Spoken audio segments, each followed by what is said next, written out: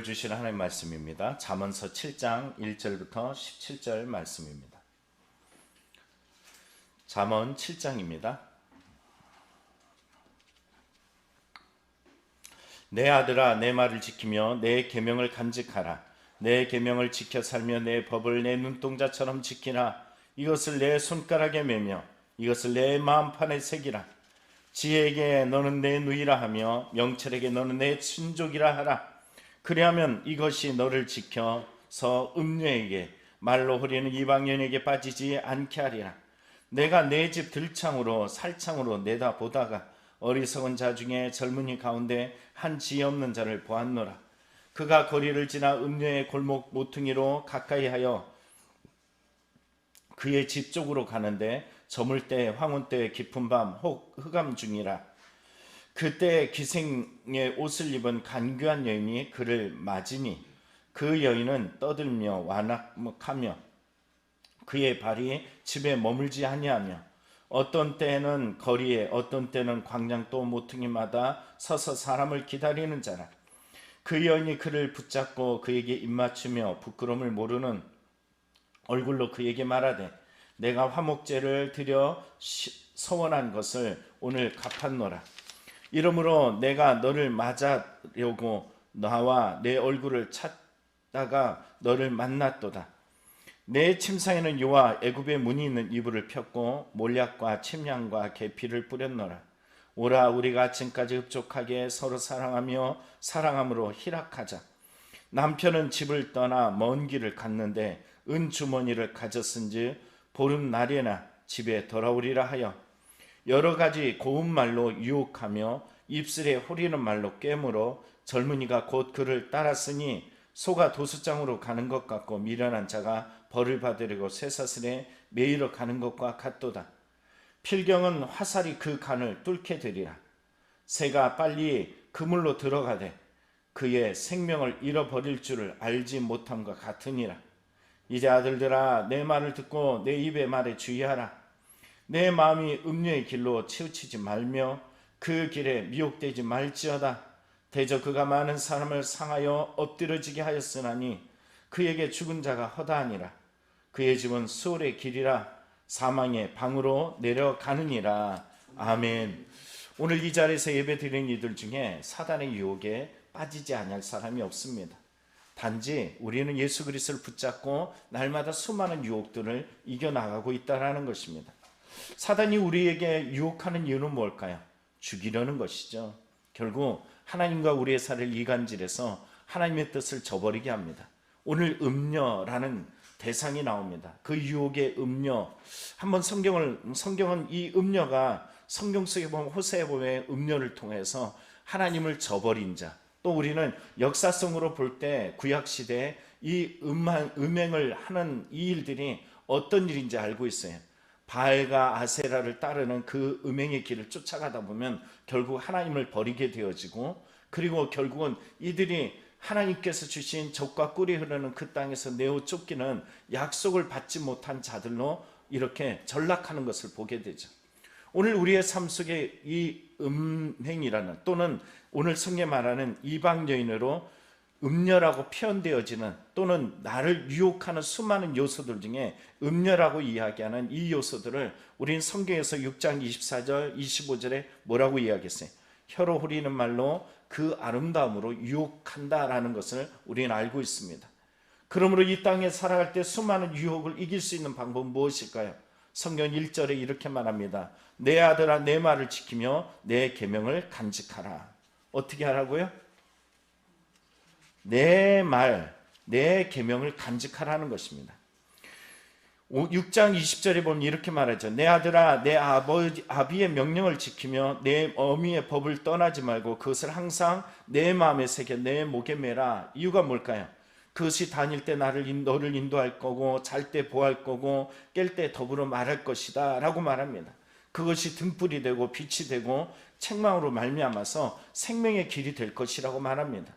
오늘 2절에도 말하죠. 내 계명을 지켜 살며 내 법을 눈동자처럼 지켜라. 눈동자라는 것은 민감함에, 가장 민감하게 세상 것에 반응할 수 있는 우리의 감각적인 이 몸에 붙어있는 이 지체 중에 하나가 바로 눈동자에 이렇게 갑자기 조금만 딱 가까이 돼도 어떻게 해요? 보호하려고 그래요. 이렇게 순간 0. 몇 초라고 이야기하는 이 눈동자 이 보호함처럼 하나님의 말씀을 따르고 나아가면 하나님께서 분명히 우리의 삶을 지키시고 이끌어 주실 것을 말씀해 주십니다. 3절을 보다면 이것을 내 어디에 매라? 손가락에 매라. 메시지 성경을 읽어보니까 이 부분을 내 손바닥에 적어라 이렇게 기록하고 있어요. 또 성경 보면 어디다 새겨라? 마음판에 새겨라. 마음에 새겨지지 않는 것은 결국은 철저하게 배교하고 배신하고 거역하고 완악한 마음으로 자기의 욕망과 욕심을 드러냅니다. 오늘 성경 4절에 보면 이러한 지혜에 대해서 너는 내 누이라, 그리고 또 뭐라 그럽니까? 명체는 내 친족이라 이렇게 말하래. 이 누이라 또는 이제 친족이라 말하는 이것은 혈연 관계이기도 하지만 언약 관계이기도 하잖아요. 하나님 말씀을 너의 마음에 새겨서 친족처럼 그리고 가장 가까운 누이처럼 가까이 할 것을 우리에게 말씀해 줍니다. 그래서 메시지 성경에 보면 통찰력을 다해라 이렇게 말하고 있습니다. 언제나 어디서나 어떤 상황에서나 유혹이 있으면 통찰력을 다할 것을 우리에게 요구하고 있어요. 왜? 빠지면 안 돼. 미혹되면 안 돼. 유혹돼도 안 돼. 왜? 그 길을 가다 보면 결국 죽음의 길이고 생명을 잃어버릴 뿐만이 아니라 하나님과의 관계도 끊어질 수밖에 없습니다. 오늘 성경은 앞서 말했던 6장 24절 25절의 음료에 대한 이야기를 5절에 다시 한번 이야기하죠. 왜 이렇게 내 말을 듣고 내 계명을 지키고 그걸 손바닥에 새기고 마음판에 새겨야 될까? 성경은 5절에 말하죠. 그리하면 이것이 너를 지켜서 음료에게 말로 호리는 이방인에게 빠지지 않게 하리라. 여러분 말씀을 더 가까이 지켜나가는 은혜와 생명이 있기를 간절히 축원합니다. 그런데 이것을 거역한 한 예를 오늘 성경 말해주고 있습니다. 성경 보면 7절에 말하죠. 한 사람이 밖을 내다봤는데 창밖으로 어리석은 자 젊은이 한 지혜 없는 자를 보았다라고 이야기해요. 다른 사람이에요? 같은 사람이에요? 같은 사람이에요. 그래요. 어리석은 자, 그는 또 젊은이고 그는 지혜 없는 자입니다. 이 사람이 길을 나가는데 여러분 성경의 8절을 잘 보십시오. 이 사람이 어디를 가까이 가고 있어요? 음녀의 골목 모퉁이로 가까이 하고 있어요. 이 사람의 방향은 어디를 향하고 있어요? 그의 음녀의 그의 집 쪽으로 가고 있다라는 거예요. 지금이 어느 때인데? 때가 어떤 때예요? 저물 때, 황혼 때, 깊은 밤, 흑암 중에라. 여러분 우리의 삶을 보시죠. 인생에 흑암이 다가오면 음료 쪽으로 가까이 가야 돼요. 내 인생이 힘들고 상처 있고 좌절했기 때문에 음료를 더 가까이 하면서 이것을 말초신경이나 자기의 그런 자극적인 것이나 그쪽으로 가까이 가고 그쪽 방향을 향해서 가야 되고, 지금 이 시기에 그것이 나의 삶을 풀어가는 방식입니까? 이스라엘 백성은 그렇게 했어요. 오늘 우리가 인생의 어떤 저물 때, 황혼 때, 깊은 밤, 흑암이 있을 때 우리의 삶을 어디를 가까이 가야 될까요? 시편 기자는 여호와를 가까이 하면 내게 복이라 라고 이야기해요. 그럴 때 어디를 가까이 해야 된다고요? 주님을 가까이 해야 돼요. 방향은 어디로 향해야 될까요? 주를 향하는 방향 쪽으로 가야 되죠. 그러나 오늘 성경에 말한 이 젊은이, 어리석은 자, 지혜 없는 자, 이 사람은 그의 방향은 바로 음녀의 길 모퉁이 가까이로 가고 있고 그의 집 쪽을 향하고 있음을 보여줍니다. 우리 인생의 어떤 저물 때, 황혼 때, 흑암 중에 있을 때 더욱더 우리는 주를 가까이 하는 믿음이 되기를 원합니다. 이 어리석은 자, 이 지혜 없는 자, 이 젊은이가 바로 그곳을 향해 나가는 그때, 어떤 때요? 저물 때, 황혼 때, 깊은 밤, 흑암이 있는 그 밤에 10절 그때 그곳에서 기다리는 사람이 있어요. 기생옷을 입고 간교한 여인을 맞이했다라고 이야기합니다. 여러분 이 간교한 여인, 간교하다 어디서 많이 듣던 말인데 성경의 창세기 3장에 간교한 뱀이라고 나오고 있죠. 또 성경을 보다 보면은 여러분 알고 있죠. 암논이 자기 누이 다말을 겁탈하고 그리고 집안이 아주 쑥대밭이 되었던 그런 과정이 있어요. 여러분 성경 속에 보면 다윗을 통해서 다윗의 아들 이야기하며 예수 그리스도의 오심을 예언했던 왕이기도 하고 선지자 노릇을 했던 바로 이 다윗, 그의 가정을 아주 쑥대밭을 만들었던 한 사람이 인물이 나오는데 그 인물의 이름이 요나답입니다. 근데 이 요나답을 사무엘하 13장 33절에 뭐라고 이야기냐면 3절에 뭐라 그러냐면은 심히 간교한 자라 이렇게 말해요. 근데 여러분 이 간교한 자, 여러분 이 얘기가 욥기에 보면 뭐라고 나오냐면 욥기에도 동일하게 나옵니다. 욥기에 보면은 이 하나님께서 물어요. 너 어디 갔다 왔냐라고 물었더니 이렇게 말합니다. 땅을 두루 돌아 여기저기 다녀왔나이다. 어떻게 어디 갔다 왔다고요? 땅을 두루 돌아다니며 여기저기 왔다 갔다 했다고 이야기해요. 근데 이 여인을 보십시오. 여러분 12절 보세요. 어떤 때는 거리에, 어떤 때는 광장에, 또 어떤 때는 모퉁이마다 서서 사람을 기다리는 자라. 왜 그를 기다리고 있을까요? 뭐 하려고? 유혹하려고, 넘어뜨리려고, 자기의 그 밥으로 올무를 쳐서 잡아먹으려고 하는 겁니다. 성경은 우리에게 베드로전서에 분명히 말하죠. 뭐라고요? 근신하라 깨어있으라 너희 막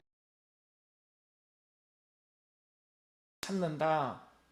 근데 이 사람은 더 어리석은 것은, 더 어리석고 지혜가 없는 것은 이 사람은 아예 목적을 어디를 향해서? 음녀를 향해서 나가고 있다는 것이. 여러분 성경의 창세기 3장에 보면 이 간교한 자에게 빠졌던 하와를 기억하시잖아요.